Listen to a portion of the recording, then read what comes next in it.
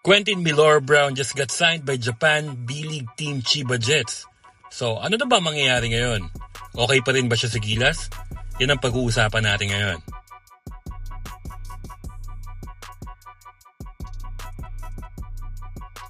Pwede nating sabihin na win-win situation talaga to para kay QNB.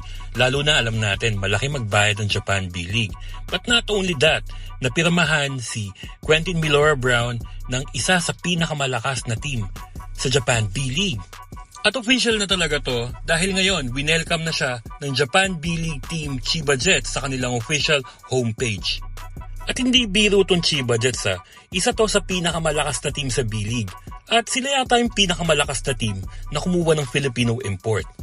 Kailangan talagang maging consistent ni Quentin Milor-Brown dito sa Chiba Jets kasi malakas nga yung team na to. So parang yun nangyari kay Jamie, di ba? Kay Jamie Malonzo na hindi niya na-meet yung expectation ng team. So napaaga yung release sa kanya.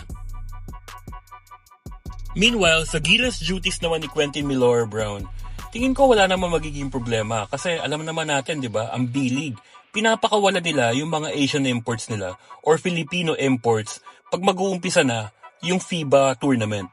So tingin ko wala magiging problema doon.